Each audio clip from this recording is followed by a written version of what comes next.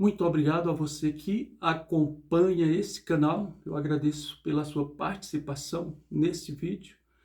Gente, o nosso assunto de hoje é sobre a verdadeira religião. Você conhece a verdadeira religião? Porque existe a verdadeira religião e existe também as divisões religiosas, né?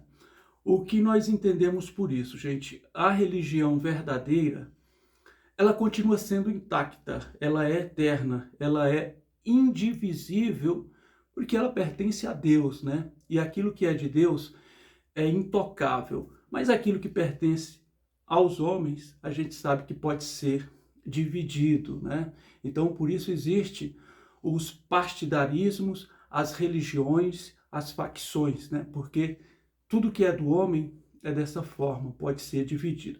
Então, veja só, a religião verdadeira nos dias dos apóstolos e que continua até hoje, aonde era a sua sede, lá em Jerusalém. A gente vê ali Atos dos Apóstolos, quando todos estavam reunidos, né? E eles recebem ali o poder de Deus, o poder do Espírito Santo, né? E Jesus tinha falado antes de subir ao céu que eles não saíssem de Jerusalém até que fossem do alto revestidos. A gente vê a reunião dos discípulos em Jerusalém, né? Inclusive dentro do templo, Atos capítulo 15, Atos capítulo 20. Então, ali o concílio de Jerusalém, onde todos eles se reuniram para decidir o que realmente o gentil, ou seja, o não judeu, teria que guardar ou não guardar a respeito dos ensinamentos da lei e dos profetas, né? O que era realmente de obrigação para o gentil e o que não era de obrigação para o gentil. Então, eles se reúnem ali em Jerusalém. Então, a gente vê que a base daquela congregação, a congregação de Jesus, estava em Jerusalém e continuou em Jerusalém até a destruição do templo. A partir dali, os discípulos ficaram sem aquele apoio principal, até porque muitos deles já foram morrendo, né? O último foi João, o que escreveu o Apocalipse, cerca aí de 100 depois de Cristo, né, a sua morte, e a partir daí aquela congregação, ela fica sem a representação genuína. O que permanece daquela congregação? A palavra de Deus, que é de fato o que é intocável, a palavra de Deus, porque a partir dali os discípulos já não estavam mais presentes para fazer as correções devidas, né? E a religião agora, pelo Império Romano, pela Ásia, pela África, ela ficava suscetível às heresias, né? Aos ensinamentos pagãos e às filosofias pagãs que, com o passar do tempo, foram entrando dentro da religião. Então, hoje, o que existe da religião genuína de Jesus e dos seus apóstolos? A palavra, os ensinamentos, a sua doutrina, porque Jesus disse: ide por todo o mundo e pregai o evangelho, né? Então, essa foi a função da congregação primitiva, da igreja primitiva, anunciar esse evangelho puro e genuíno, que é a palavra de Deus, a respeito da vontade de Deus e de Jesus, o seu enviado, né?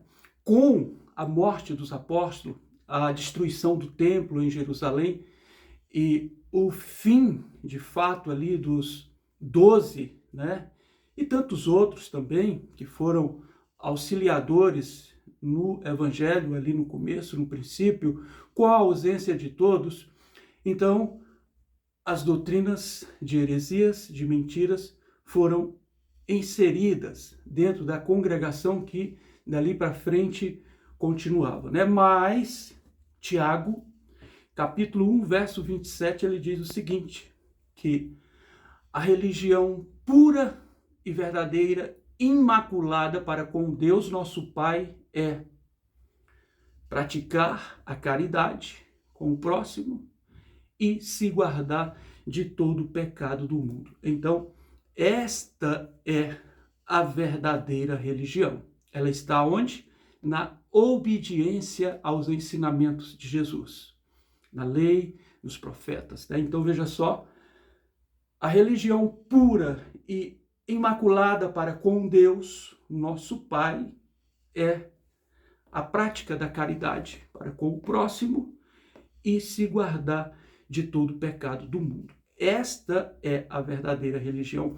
As divisões religiosas que nós temos hoje, até mais do que nunca, que começou exatamente a partir da morte dos apóstolos e da destruição do templo em Jerusalém, elas podem ter, cada uma delas, um pouco dessa verdade, porque são divisões.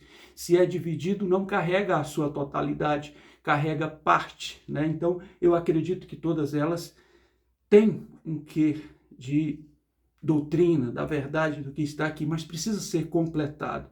E só é completado quando nós absorvemos toda esta palavra, todo esse ensinamento de Jesus e dos seus apóstolos e colocamos em prática, ou seja, e levamos dentro do nosso coração, como Jesus fala para a samaritana lá em São João, capítulo 4, né? Ela pergunta, mestre, os nossos pais dizem que devemos adorar no Monte Gerizim, mas os judeus dizem que devemos adorar em Jerusalém, onde é o verdadeiro local de adoração. E Jesus disse, mulher, os verdadeiros adoradores, eles adoram no íntimo, em espírito e com verdade, ou seja, não é com aparência, né? A religiosidade ou as divisões religiosas, elas ficam fora aqui. Então, o verdadeiro adorador é aquele que coloca dentro do seu coração todos os ensinamentos e guarda, né? Que são os adoradores que adoram em espírito e com verdade, sem necessariamente ter algo para mostrar para ninguém, né? Sem ter um rótulo para mostrar que você é um adepto ou um fiel, seja qual for a divisão religiosa. Então, é muito interessante esse ensinamento de Jesus. São João também, 14, 23, Jesus diz o seguinte, se alguém me ama, ele guarda a minha palavra.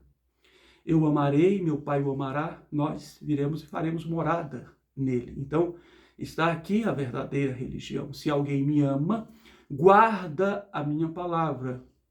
Meu Pai o amará, nós iremos e faremos morada no tal. Então, ainda que aquela congregação perfeita do primeiro século não esteja presente, fisicamente falando, ainda que os apóstolos, mas a palavra é a mesma e nós podemos nos conectar àquela congregação do primeiro século quando nós, segundo Jesus, ouvimos a sua palavra e guardamos. Então eu, meu Pai, nós iremos e faremos morada, nós nos faremos presente naquele. Então, automaticamente nós estamos dentro desta congregação do primeiro século. Então, gente, ela é inabalável, porque ela existe pela palavra de Deus, pela vontade de Deus, e todos aqueles que estão conectados nessa palavra, ele faz parte desta congregação e ele está presente a essa congregação do primeiro século. Paulo, em Atos capítulo 20, verso 29, ele diz o seguinte, eu sei que depois da minha partida virão lobos devoradores que entrarão dentro da congregação, né? E trarão mentiras, engano, né? E enganarão a muitos. Então Paulo deixa bem claro, sei que logo depois da minha partida, né? Depois da minha morte, da minha ausência, virão os lobos devoradores, entrarão dentro da congregação, ou seja, do aprisco do curral, e farão destruição, porque trarão filosofias enganosas, greco-romanas, né, oriental, ocidental, e farão alteração na doutrina. Então Paulo já deixa bem claro que ficaria esta lacuna com a sua ausência, com a sua partida. Vocês imaginem, né, se logo depois da morte de Paulo, tudo isso aconteceria no meio do povo, naquela congregação, vocês imaginem hoje a situação que o mundo não está, com esse monte de divisões religiosas, onde cada um só pensa em si, em grana, poder religioso, porque eu acho que depois do poder político, o segundo maior poder é o religioso, porque você prende as pessoas, né? Inclusive pela mente, que eu acho que a maior escravidão que existe é a escravidão mental. Você prende as pessoas ficam cegas acreditando em qualquer coisa, inclusive em líderes, né, religiosos, achando que aqueles indivíduos têm um acesso direto ao Pai, então tudo que eles pedem é feito. E aí as pessoas passam muito mais a servir aos homens do que a servir a Deus. Agora eu quero deixar bem claro aqui para você. A congregação do primeiro século de Jesus e dos seus apóstolos, ela existe e ela está aqui, né? São João 14, 23.